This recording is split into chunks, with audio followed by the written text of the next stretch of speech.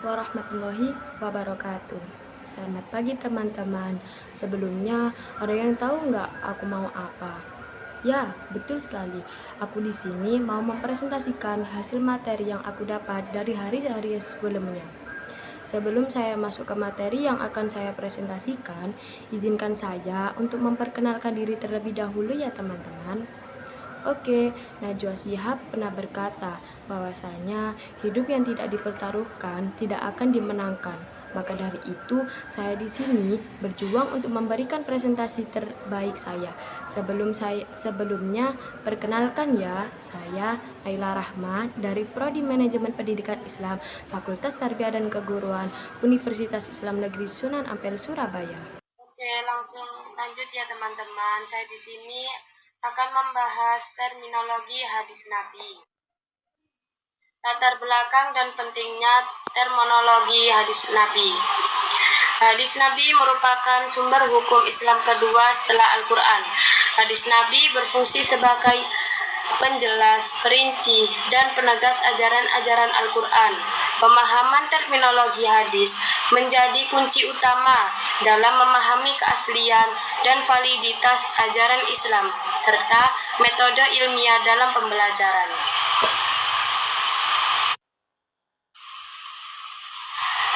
Pengertian hadis. Secara bahasa, hadis merupakan perkataan, ucapan, atau berita baru. Secara istilah, segala sesuatu yang disandarkan kepada Nabi Muhammad SAW. Dalam kedua cakupan itu terdapat disimpulkan bahwa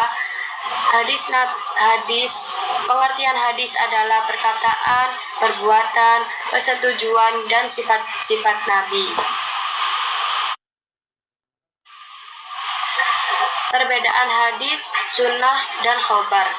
Hadis di sini dijelaskan adalah segala sesuatu yang bersumber dari Nabi Muhammad SAW yang mencakup perkataan, perbuatan, dan persetujuannya.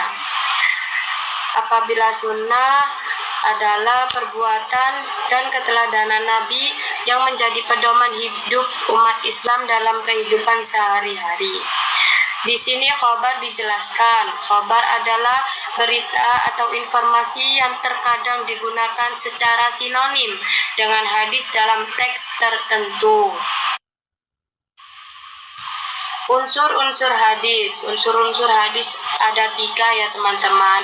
Ada sanad, matan, dan rawi.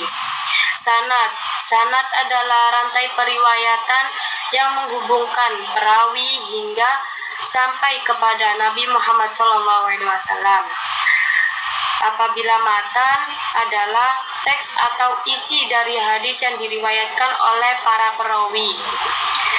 Terus di sini ada rawi. Rawi adalah orang-orang yang meriwayatkan hadis dari satu generasi ke generasi berikutnya.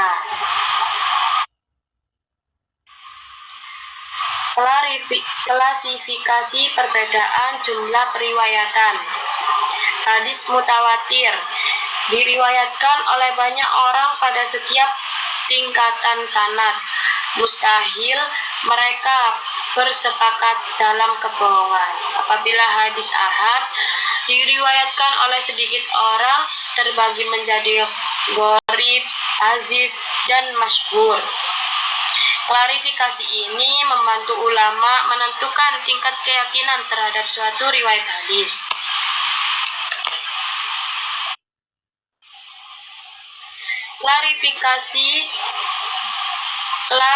Klasifikasi berdasarkan kualitas. Apabila hadis sahih itu ada sanad bersambung, perawi adil, dan kuat hafalannya.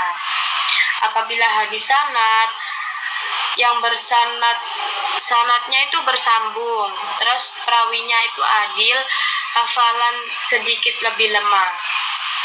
Terus hadis dhaif terdapat cacat pada sanad atau keadilan perawi.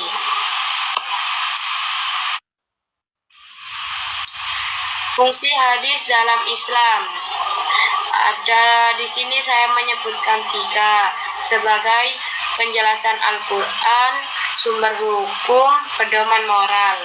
Dari penjelasan Al-Quran dijelaskan seperti menjelaskan, merinci, dan menegaskan ajaran-ajaran Al-Quran. Apabila dari sumber hukum Islam, kedua setelah Al-Quran untuk menetapkan syariat. Terus di sini ada pedoman moral untuk panduan akhlak dan etika kehidupan sehari-hari.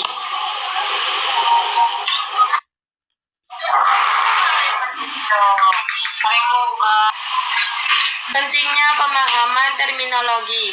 1. Menjaga kemurnian ajaran, seperti memahami terminologi hadis, memastikan keaslian dan validitas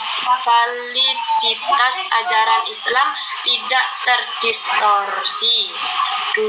Metode ilmiah, seperti pengetahuan terminologi, memungkinkan penilaian hadis dengan metode yang lebih ilmiah dan terukur. 3. Ada dasar hukum tepat, terhindari kesalahan dalam menjadikan hadis sebagai besar penetapan hukum Islam. Kesimpulan. Di sini kesimpulan dari terminologi hadis Nabi. Hadis merupakan sumber hukum Islam kedua setelah Al-Quran. Pemahaman mendalam tentang terminologi hadis seperti pengertian, unsur, dan klasifikasinya adalah kunci untuk memahami berbagai suatu hadis, dinilai dan dijadikan pedoman hidup umat Islam. Dengan pengertian ini, kita dapat menjaga kemurnian ajaran Islam dan menerapkannya dengan tepat dalam kehidupan.